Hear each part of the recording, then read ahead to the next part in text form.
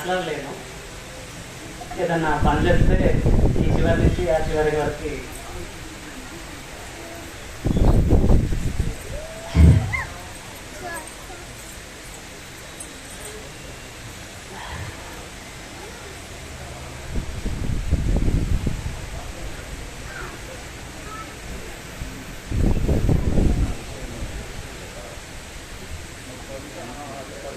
విశ్వకర్మ సమారంభం విశ్వరూపారే మధ్యమాం అస్మదాచార్య పర్యంతం వందే గురు పరంపరం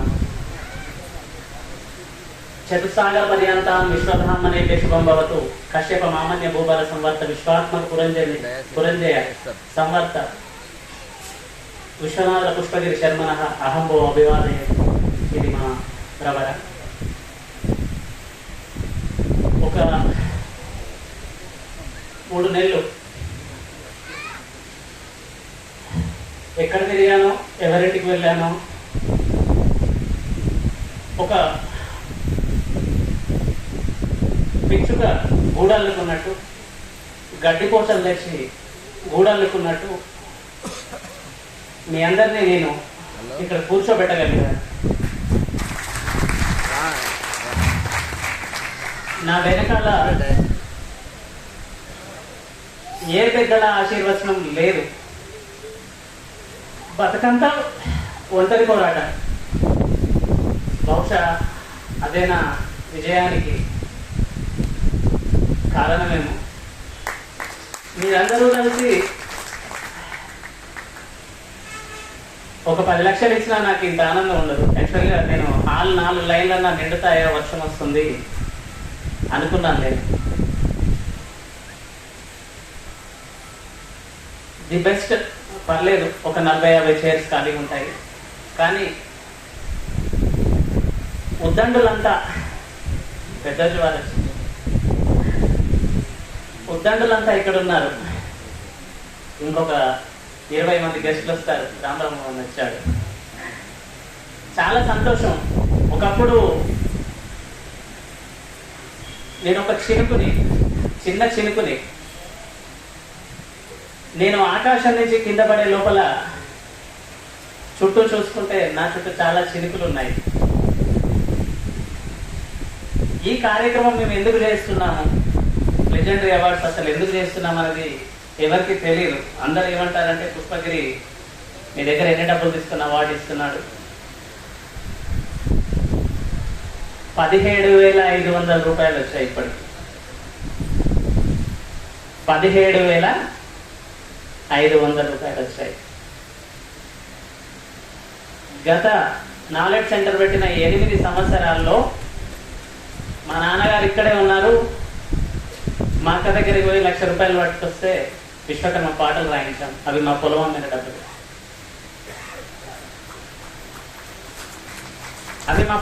డబ్బులు. పాటలు రాయించాం. ఇదే నాలెడ్జ్ని, ఇదే విజ్ఞానాన్ని, ఇదే తెలివితేటల్ని నేను ఏదైనా జాబ్లో పెట్టుకుంటే ఈరోజు నేను బయట ఒక ల్యాండ్ ఓవర్లోనో ల్యాండ్ క్రూజర్లోనో రాగలను. కానీ ఇది ఒక పిచ్చిలా మారిపోయింది నాకు. విశ్వకర్మ సమాజం కోసం పనిచేయడం అనేది నాకు ఒక పిచ్చిలా మారిపోయింది. చాలా మంది అన్నారు, ఫేస్బుక్లో కూడా డైరెక్ట్గా కామెంట్ రాశారు, నెక్స్ట్ ఇయర్ నుంచి ఏదన్నా ఇది వదిలేసి ఏదైనా పని చూసుకుంటాం అని చెప్పేసి. కానీ మేము 2018 ప్రోగ్రాంలో రవీంద్ర భారతి వేదికగా చెప్పాం, చివరి రక్త పొట్టున్నంత వరకు నాలెడ్జ్ సెంటర్ కోసం నేను పనిచేస్తాను. ఒకవేళ నేనంటూ లేకుండా పోయినా నాలెడ్జ్ సెంటర్ నా తదనంతరం పనిచేస్తూనే ఉంటుంది. మా టర్మ్స్ ఎట్లా ఉంటాయంటే, మేము మొదటి ప్రోగ్రాం చేసినప్పుడు వజ్రం విద్యుల్లత గారిని తీసుకొచ్చాము కర్నూలు నుంచి. మధ్యాహ్న భోజన పథకానికి వారు ఆద్యులు. తర్వాత కపిలవారి లింగమూర్తి గారికి పురస్కారం ఇచ్చాము, రాపాక వారికి ఇచ్చాము, పెద్దోజు వారికి ఇచ్చాము, పెదపాటి వారికి ఇచ్చాము. అసలు లెక్కేలేదు. ఈసారితోటి 320 మంది మహానుభావులకు మేము పురస్కారం ఇచ్చాము. అందులో సగం మంది పేర్లు, ఆ 350 మందిలో సగం మంది పేర్లు కనీసం ఈ రాష్ట్రం రెండు రాష్ట్రాల్లో కనీసం ఒక 200-300 మందికి మించి ఎవరికి తెలియదు. వాళ్ళందరినీ మేము ప్రొజెక్ట్ చేయాలనుకున్నాం, చూపించాలనుకున్నాము. ఒక టార్చ్ బేరర్స్ లాగా ఈ సమాజానికి అయ్యా వీళ్ళు ఉన్నారు, వీళ్ళందరూ పెద్దలు మన ముందు ఉన్నారు. ఇప్పుడు సపోజ్ మన కళ్ళ ముందులో గానుగల యుగంధరాచార్య గారు ఉన్నారు. వారు పండిత గానుగల యుగంధరాచార్య, వారు ఎన్నో శతకాలు రాశారు. నాకు ఇప్పటికీ తెలియదు, వారు మన చెప్తే కానీ తెలియదు. ఎట్లా తెలియాలి ఈ సమాజానికి? సప్తాక్షయులు ఉంటారు, వాళ్ళు ఏదో చిన్న కార్యక్రమం చేస్తే, సప్తాక్షయులు అంటే మళ్ళీ మీకు అర్థం కాదు, బ్రాహ్మణులు ఏదో చిన్న కార్యక్రమం చేస్తే 100 శాలువాలు కప్పుకుంటారు కదా. ఎన్నో వందల వేల కార్యక్రమాలు చేశాము. ఇక్కడ నరహరి గారు ఉన్నారు, ఎన్ని కార్యక్రమాలు చేశారో వారికే తెలియదు. అట్లాంటప్పుడు కనీసం మనల్ని మనం గుర్తించుకోవాలి కదా, తప్పలేదు కదా. ఆ గుర్తించే క్రమంలో పుష్పగిరి ఏదో పని చేస్తుంటే కాళ్ళలో కట్ట పెడతా అంటే ఎట్లా? అది కాదు కదా. సో నేను అనేది ఏంటంటే, నేను మీకు ఇందాకే చెప్పాను, నాకు ఉపన్యాసాలు ఇవ్వడం రాదు, నాకు పెద్దగా ఉపన్యాసాలు ఇవ్వడం రాదు. ఇదంతా నా కడుపులో బాధ, నా కంఠశోష. ఏవో రాయమంటే రాస్తాను. ఈ కార్యక్రమం నేను పట్టుదలగా చేయడానికి ఒక ముళ్ళుగర్ర అంటారు కదా, ఎద్దుల్ని ముళ్ళుగర్రతో కుడతారని, ఆ ముళ్ళుగర్ర పేరు దెంచనాల శ్రీనివాస్ గారు. పొలం దున్నడానికి ఎద్దుని ముళ్ళుగర్రతో గుచ్చుతుంటారు కదా. లే ఆంధ్రజ్యోతికి పో, లే ఎన్ఎస్ఎస్ పో. అబ్బా నువ్వు ఇట్లుంటే ఎట్లబ్బా, ఇది కాదబ్బా, నువ్వు వెళ్ళిపో. ప్రతి క్షణం చేసిన వారు. నేను ఏ రాత్రికి పోయినా ఆ రాత్రి అన్నం వండి పెట్టింది మా అక్క లలిత. చాలా తీసినవాడు మా బావ దాసోజు కృష్ణమాచారి. ఇవన్నీ ఎందుకు చెప్పుకుంటున్నా అంటే, చాలా చిన్న సంఘటనలే ఒక మనిషిని ప్రోత్సహించడానికి. ఇక్కడ ధర్మేంద్ర అంటున్నాడు, అన్న ఫోటోగ్రాఫర్, మా ఇంటికి దగ్గర ఉంటాడు, 5 నిమిషాల్లో వస్తాడు పుష్పగిరికి ఏదైనా బాధ ఉన్నట్టు. ఈ ప్రతి సంఘటన మనిషిని ప్రోత్సహిస్తుంది అందరికీ. అంటే మన చుట్టూ ఉన్న ప్రపంచానికి నేను చెప్పేది ఏంటంటే, ఎవరిని డిస్కరేజ్ చేయదు.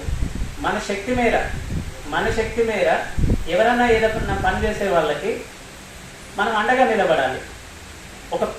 మనం ఏమంటాం, ఎద్దుల బండి ఒక ఎత్తైన ప్రదేశానికి నెట్టుతున్నాము. ఎద్దుల బండి ఉంటుంది కదా, సపోజ్ బండి ఉంటుంది, బండిని నెడుతున్నాము. బండి నెట్టేటప్పుడు వెనక్కి రాకుండా ఒక చిన్న రాయి పెడతాను, గుర్తుంటున్నాను మీకు, మీరు చూస్తారు కదా, తెలుసు కదా, ఒక చిన్న రాయి పెడతాను కదా. యాదగిరి అన్న గారికి స్వాగతం. ఒక చిన్న రాయి ఉంటుంది కదా, ఓటు అంటారు దాన్ని. ముందరికి పోయిన బండి వెనక్కి రాకుండా ఉండడానికి ఓటు అంటారు కదా. డబ్బులో ఇంకోటో కాదు. మీరందరూ ఇలా కూర్చున్నారు చూడండి. పుష్పగిరి అనేటువంటి ఇంకొక సంవత్సరం కార్యక్రమం చేయడానికి, మళ్ళీ ఈసారి కార్యక్రమం చేయడానికి మీరు చాలు. మీరందరూ నాకు ఓటే వెనకాల. మేమున్నాము,